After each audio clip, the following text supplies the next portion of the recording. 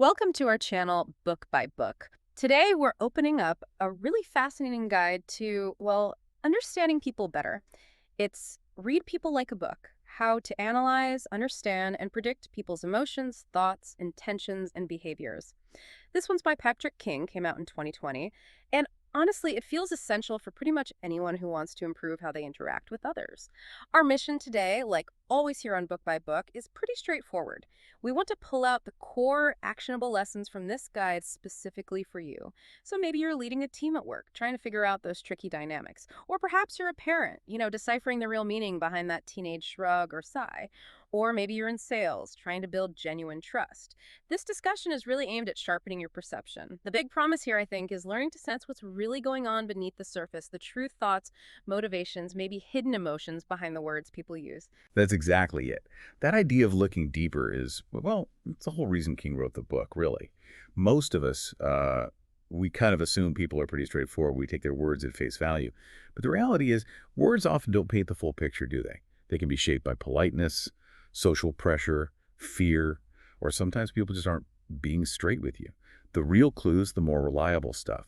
That comes from watching behavior, listening to tone, noticing body language, those tiny little facial flickers, and crucially, understanding the context everything happens in. Yeah, I get that. If you've ever walked away from a meeting, maybe a performance review, or even a date, and just had that gut feeling something wasn't quite right, even if everyone was smiling, this summary is definitely for you then. We're trying to move that gut feeling into something more like a structured skill. It's exactly right. And shifting it from just intuition to an actual skill, Mhm. that's the heart of the book's argument. King makes it really clear. Reading people isn't some kind of magic trick or, a superpower only detectives have. Mm. He argues very strongly that it's a learnable skill, like any other skill. It takes observation like really looking, not just seeing.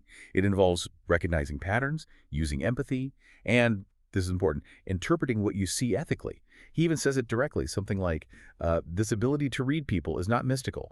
It's a skill like any other that can be learned and mastered. Oh, I like that. That takes the pressure off, doesn't it? It's not about being psychic. It's more like learning a language or, I don't know, getting better at chess. Something you can practice and improve on day by day. Precisely. And the payoff for developing this skill, especially today, is huge. If words can be misleading, then behavior often speaks the truth, even when someone doesn't want it to. Not having this kind of observational skill can lead to so much unnecessary conflict, right? You misunderstand people, you build weak relationships, you make bad calls in business. But if you apply these techniques ethically, and King really hammers this point home, better perception helps you lead better, build trust, negotiate more effectively, resolve conflicts, because you're responding to what's really going on, not just the surface stuff. You see more, you understand more, and hopefully you act more wisely because of it. Okay, so let's dive into the practical side. Where does King say we should start? What's the absolute first step? The absolute foundation, the starting point for everything else, is nailing down a person's baseline behavior. Baseline behavior. Okay, what does that mean exactly? It's basically their normal, their default state. How does this person act when they're relaxed, when they're comfortable, when there's no pressure? Think about their usual posture, how fast they typically talk, their normal level of eye contact, whether they fidget a lot or are usually still.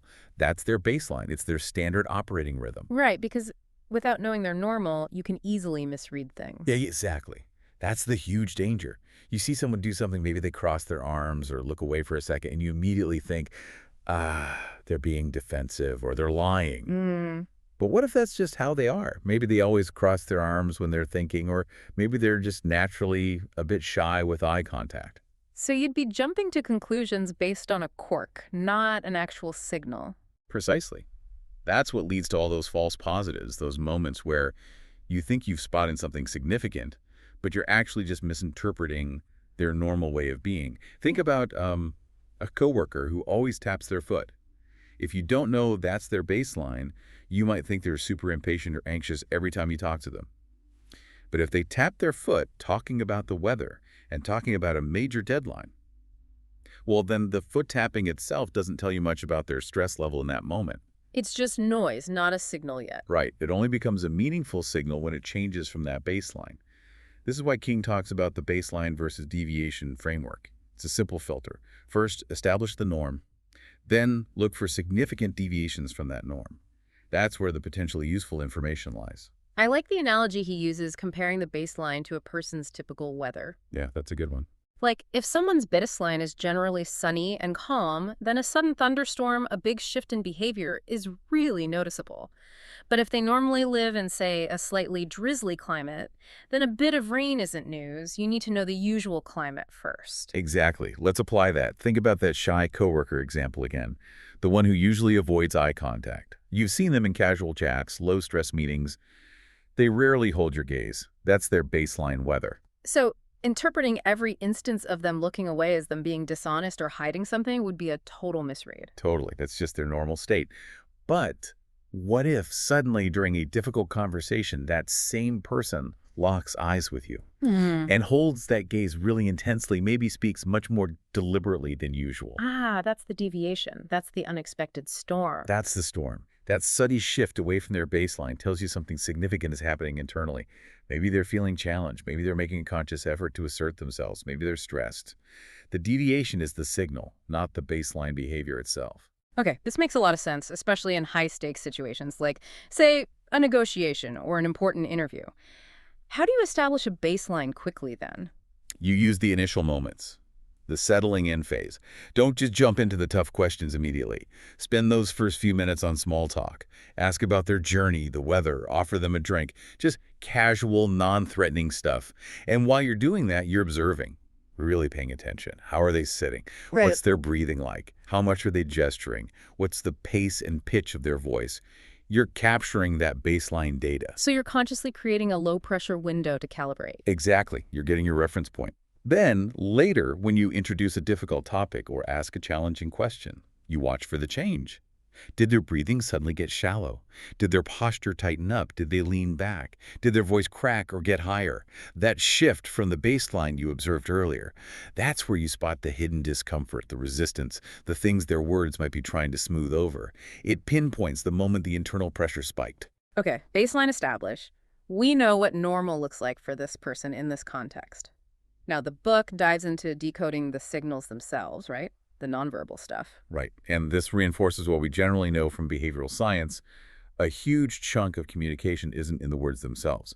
King really emphasizes looking at the whole picture. Posture, gestures, how someone uses space, facial expressions, vocal tone, even tiny things like breathing patterns or maybe flushing. And he talks about micro expressions, doesn't he? Those super fast ones. Yes, those are fascinating. They're incredibly quick, like less than half a second sometimes. And importantly, they're involuntary. They're like little leaks of genuine emotion that flash across the face before the person can consciously control their expression. They betray feelings someone might be trying hard to hide. Can you give an example? What should we be looking for? It sounds hard to spot. It is hard without practice. But say someone is trying to appear confident while actually feeling really scared. You might see a momentary, super fast widening of the eyes or a slight pulling down of the lip corners, a flash of fear before their composed mask snaps back into place. Or a flicker of contempt is often seen as a tiny asymmetrical lift on one side of the upper lip. It's gone in an instant. King suggests looking for genuine muscle engagement. A real smile, the Duchenne smile, involves the muscles around the eyes crinkling. Roll. A polite or fake smile often only uses the mouth. Those flashes often lack that full facial involvement. Wow, okay. But isn't there a risk of getting totally bogged down? Like, if I'm trying to spot every single eye twitch or lip curl, I might miss the actual conversation, analysis paralysis. That's a really important point, and King addresses it head on. He says you must avoid becoming a single cue hunter. You can't just look for one thing in isolation. This leads to probably the most crucial rule in the whole book, the behavioral clusters concept. He literally says, observe behavior clusters, not single signs. Clusters. So multiple signals happening together, pointing in the same direction. Exactly that. One single cue, like someone crossing their arms, is almost meaningless on its own. Are they cold? Are they comfortable? Did they just shift position? Too many possibilities. But when you see multiple signals lining up, that's when it becomes reliable. That's a cluster. Okay, paint a picture of a cluster. Let's say someone's feeling defensive during a team meeting. What might that cluster look like? For defensiveness, you'd look for a combination of things that suggest closing off or resisting. So maybe. 1. Body language. Crossed arms? Yes. But maybe also leaning their torso back, away from you or the table. Maybe using their notepad or coffee cup like a barrier held in front of them. 2. Voice. Their tone might tighten up and get a bit higher pitched, or maybe drop in volume. Perhaps they start clearing their throat repeatedly when they didn't before. That's a shift from baseline. 3. Space. They might subtly scoot their chair back an inch or two, or angle their body slightly towards the exit, a subconscious urge to withdraw. 4. Face. Maybe their lips are pressed thin, or they consistently avoid eye contact, assuming direct eye contact was part of their baseline. Got it. Yeah. So it's the crossed arms plus the leaning back plus the tight voice plus the averted gaze. That whole package strongly suggests defensiveness, even if they're saying something agreeable like, yeah, sounds okay. Exactly. The nonverbal cluster is like the background music telling you something tense is happening, even if the dialogue seems pleasant. And this idea of clusters, it ties directly into spotting potential deception, right? Or at least incongruence. Absolutely. It leads straight into identifying nonverbal incongruence. This is probably the single biggest indicator that something is off, that someone might be concealing something, or, yes, potentially being deceptive. Why? Because lying, or even just hiding strong feelings, takes a lot of mental effort. You have to suppress the truth, create a believable alternative, deliver it convincingly, and monitor the other person's reaction all at once. That cognitive load often causes leakage inconsistencies between the words and the body language or tone. Okay, back to that sales example. The prospect says, yep, totally happy with the price, but as they say it, you see them subtly shake their head no, or maybe their voice goes up half an octave and they physically pull back from the proposal document. That's a classic incongruence. The words say yes, but the cluster of nonverbal signal screams no, or at least major doubt. That mismatch is a huge flag. King offers some tactics for probing further when you spot these kinds of mismatches, especially if you suspect deception. One effective one is asking unexpected questions. How does that help? Well, if someone has constructed a false story, that story is usually quite rigid. They've rehearsed the main points. But if you suddenly ask a peripheral specific detail they probably haven't prepared for, it throws them off script. Like, if they're giving an elaborate excuse for being late, you might suddenly ask, oh, what was the traffic light sequence just before you turned on to Main Street? Something like that. Or, what color was the manager's tie when you spoke to him? It's tangential but specific to the context of their story. Often the response will be a noticeable delay, maybe stammering, vague answers, or suddenly overly detailed rambling explanations as they try to weave this unexpected element into their fabricated narrative on the fly. Those hesitations and inconsistencies are significant flags. But, and this feels important, we have to be careful not to jump to conclusions again, right? Stress can cause similar signals. Absolutely critical caveat. King stresses this constantly. Context is everything. Someone in a job interview is naturally going to be stressed. They might fidget, hesitate, avoid eye contact. That's normal under pressure. A sign of stress is not automatically a sign of deception. It could just be stress or anxiety or cultural background. Misinterpreting stress as deceit is a massive error and can instantly break trust. You always need that context filter. Okay, so we've got baseline, deviation, clusters, incongruence. Now, the book shifts focus a bit, doesn't it? Moves from what people are doing to why they're doing it. Motivation. Yes, exactly. This is a really key shift. Instead of just cataloging behaviors, King urges us to look deeper, to try and understand the engine driving the actions. What's the underlying motivation? Because if you only react to the behavior, you might miss the root cause entirely. Precisely. You're just treating the symptom, not the cause. To understand why, King draws on some pretty established psychological ideas. Which ones does he highlight for practical use? He mainly synthesizes two big ones. First, Maslow's hierarchy of needs. The idea that unmet needs for safety, belonging, esteem, etc. are powerful drivers. If someone feels a core need is threatened, their behavior will likely reflect that. And second, the simpler but still very powerful pleasure-pain principle. Basically, people tend to move towards things they associate with pleasure or reward and away from things they associate with pain or threat. The engine analogy works well here. Motivation is the engine. Knowing the behavior is like knowing the car is moving, but you need to understand the motivation, the fuel, the destination to really predict where it's going or why it's acting erratically. Right. Let's take a tricky workplace situation. Imagine a team member who's consistently negative, overly critical of others' ideas, maybe even a bit aggressive in meetings. Okay, yeah, that's a tough one. The initial reaction might be to label them difficult or just plain hostile. Right, and maybe you'd want to reprimand them or avoid them. But if you apply the motivational lens, you ask why. What's driving this critical behavior? King would suggest it's likely stemming from an unmet need, probably related to esteem in Maslow's hierarchy. Maybe they have a deep-seated fear of being seen as incompetent themselves, so they attack others' ideas to feel smarter or more valuable by comparison.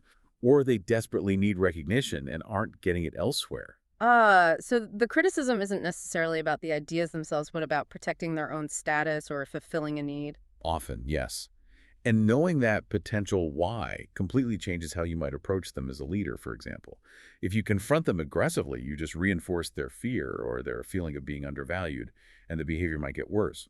But if you understand the likely motivation is a need for validation or status, maybe you could proactively give them a task where their expertise can shine, publicly acknowledge their contributions, or find ways to build their confidence. You address the need behind the behavior. So you tackle the root cause, the fear, or the unmet need, rather than just the surface symptom of criticism. That makes sense. It leads to much better outcomes. You can still set boundaries on the disruptive behavior, of course, but you do it in a way that also addresses their underlying motivation, which is far more effective long term. Okay, this is really insightful. But King also points out that just observing and analyzing the other person isn't the whole story. We need to bring ourselves into the equation. This leads to the importance of empathy and emotional intelligence. Absolutely. Key lesson 4. Reading people isn't just a cold analytical process. It requires emotional attunement. It requires emotional intelligence, or EQ. King touches on the main components of EQ: self-awareness, self-regulation, empathy, and social skills. But he puts a huge emphasis on self-awareness as the starting point for effectively reading others. Why is knowing my own feelings so crucial for figuring out someone else's? Because if you're not aware of your own emotional state, your own biases, your own triggers, you'll inevitably project them onto the other person. Let's say you personally get really uncomfortable with direct confrontation. When you interact with a colleague who's just very direct, and matter of fact, maybe that's their baseline, your own discomfort might cause you to misinterpret their directness as hostility or anger, even if it's completely neutral for them. Wow, okay, so my own filters are actually distorting the data I'm receiving from them. Exactly. Your internal weather is making you misread their weather. You have to be aware of your own stuff, your anxieties, your assumptions, your cultural conditioning, and consciously try to set it aside to get a clearer view of the other person. That takes practice. Okay, so once we have some self-awareness, how do we make empathy, which can feel a bit vague, more actionable? King focuses more on cognitive empathy. That's the ability to intellectually understand why someone might be feeling a certain way, to see the situation from their perspective, even if you don't necessarily feel the same emotion yourself, which is more effective empathy. For reading people effectively, cognitive empathy is key. You don't have to feel angry alongside them, but you need to be able to recognize, okay, this person is showing signs of anger, likely because they feel like their contribution wasn't acknowledged, or they feel powerless in the situation. Understanding the why behind their emotion. Yes, and that understanding transforms how you respond, especially in conflict. Instead of reacting defensively to their anger, the surface behavior, you can respond to the reason for their anger. For example, feeling unheard. How would that sound in practice? It relies heavily on things like active listening, truly listening, to grasp their meaning, not just waiting for your turn to talk, asking open-ended questions, and crucially, paraphrasing their feelings. So if a team member is upset about a new policy, instead of arguing about the policy's merits, you might say something like, "It sounds like you're feeling really frustrated right now because you're worried this change will make your job harder. Is that right?" That validation piece seems huge, just showing you understand their perspective. It is huge. It often de-escalates the situation immediately because the person feels heard and understood. Their defenses might lower, opening the door for a more constructive conversation. This is where King connects it back to ethics. He says something like, empathy tempered with self-awareness and ethics makes people reading a force for good. You're using your observational skills not to judge them, but to connect with their experience and address the real issue. Right, which brings us to the final layers King adds, context and ethics. Lesson 6 emphasizes that behavior never happens in a vacuum. Absolutely vital. Context is king, you could say. Culture, the specific situation, social norms, all of these dramatically change the meaning of any signal you observe. You simply cannot apply a one-size-fits-all interpretation. And ignoring context can lead to big mistakes, especially across cultures. Huge mistakes. The eye contact example is classic.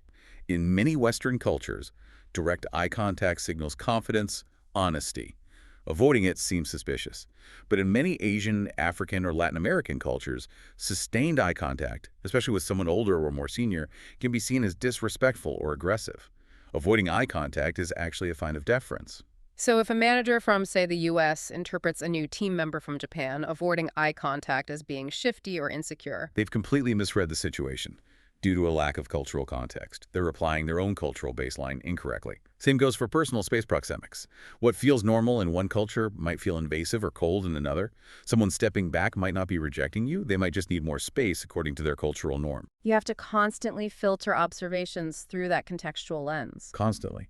And given how powerful these observational skills can be, revealing vulnerabilities, fears, intentions, this leads directly to the ethical imperative. King is really emphatic about this. These skills are tools for building trust, understanding, empathy, and resolving conflict positively. They are absolutely not for manipulating people, exploiting weaknesses, or gaining unfair advantages. It's like having a powerful tool, you have responsibility to use it well. Exactly. He compares it to a microscope. It reveals hidden details. That comes with responsibility. The goal should always be connection and mutual understanding, not exploitation. So if I, as a manager, pick up signals that a usually confident team member is suddenly showing signs of intense stress and avoidance around a new project, maybe indicating a hidden fear of failure. The ethical application, according to King, wouldn't be to use that fear to pressure them. It would be to use that insight to offer support proactively. You might sit down with them, acknowledge the project's difficulty, validating their feeling, ask how you can help, maybe break the project into smaller steps, or offer resources or mentorship. You use your insight into their why, the fear, to help them succeed. Which builds trust and better performance in the long run rather than breaking it down. Precisely. It fosters connection, loyalty, and ultimately better results for everyone. That's the ethical core of why you'd want to read people like a book in the first place. Okay, this has been incredibly rich. Let's try to boil it down. For someone listening right now wanting to start applying these ideas today, what are the key actionable takeaways? King offers a list, right? He does. It's a great summary of practical steps. Let's walk through them. First, observe baseline behavior in casual settings. Pay attention when the stakes are low. Lunch breaks, waiting for a meeting, general chit-chat. Notice their normal posture, voice, gestures. Get that mental snapshot. Second, note clusters of nonverbal cues, not isolated signs. Remember, one sign is just noise. Look for multiple signals changing together, body, voice, face pointing in the same direction. That's a real data point. Third, pay attention to mismatches. Verbal, nonverbal incongruence. When the words say one thing, but the body language or tone says another, trust the nonverbal cues more often than not. They're harder to fake consistently. Fourth, quietly consider motivations. When you see a deviation from baseline, pause and ask yourself, what need might they be trying to meet? Safety, belonging, status. What pain might they be trying to avoid? Think about the why. Fifth, practice active listening. Focus fully on the speaker. Listen to understand, not just to reply. Paraphrase back what you hear, especially the underlying feelings it sounds like you're feeling. People reveal so much more when they feel truly heard. Sixth, use simple, low-stakes lie detection tactics if needed. If you suspect concealment, try introducing those unexpected specific questions. Note any delays, stammering, or overly elaborate answers that seem out of place. But use this cautiously. Seventh, cultivate empathy and self-awareness. Regularly check in with your own feelings, biases, and assumptions. How might they be coloring your perception? Practice seeing things from the other person's perspective. Eighth, respect cultural and contextual differences. Always filter your observations through the lens of the specific situation, the relationship dynamics, and the cultural background of the person you're interacting with. No universal decoders. Ninth, apply people reading ethically. This is crucial. Your goal should always be connection, understanding, support, and building trust. Never use these insights to manipulate, coerce, or exploit others. And finally, 10th, practice regularly and mindfully. This isn't a one-and-done thing. It's a skill you sharpen through conscious effort in your everyday interactions. Every conversation is a chance to practice observing baselines and spotting meaningful deviations. That's a fantastic practical checklist. Yeah, it really grounds the whole approach. To kind of wrap up the core message of the book, read people. Like a book gives you this systematic toolkit. It's not about magic. It's about improving your perception through structured observation and thoughtful interpretation. Integrating these ideas, baseline, clusters, motivation, empathy, contexts, It really can reduce misunderstandings and build much deeper, more authentic connections. So if people listening adopt these lessons, the idea is their daily interactions could become clearer, fewer conflicts based on misreads, more trust built. That's definitely the potential impact. You start responding to what's really driving people, not just their surface words or actions. It doesn't mean you'll suddenly know everything someone is thinking, of course not. But you will see more, understand more of the nuance, and hopefully act more wisely and effectively in your relationships, whether at work or at home. It leads to better leadership, better teamwork, better parenting, just better connection. Okay, fantastic. Let's do a super quick recap of the absolute top takeaways, maybe the 5 big ones to really remember. 1, know someone's baseline first. Deviations tell the real story, not just first impressions. 2, look for behavior clusters. Multiple signals, body, tone, face together are far more reliable than any single cue. 3, motivation is the engine. Always ask why someone might be acting a certain way. What need are they meeting? 4, empathy plus self-awareness beats judgment. Understand your own biases and try to see things from their view. Aim to connect, not just label. And 5, use these skills ethically. The goal is understanding and connection, never manipulation. Perfect. And to leave everyone with something to chew on, here's a final thought to take into your next conversation. Ask yourself honestly, what personal biases, assumptions, or even my own current mood might I be bringing to this interaction right now, and how could those be subtly influencing the way I'm reading the person across from me? Hmm. We really hope this book summary has been useful for you. If you found value in our discussion today, please do make sure to subscribe to this channel, book by book, for more helpful book summaries just like this one. And if you could share it with others who might benefit and give this episode a like, that would be amazing. That support truly motivates us to keep digging into these books and bringing you the best summaries we can.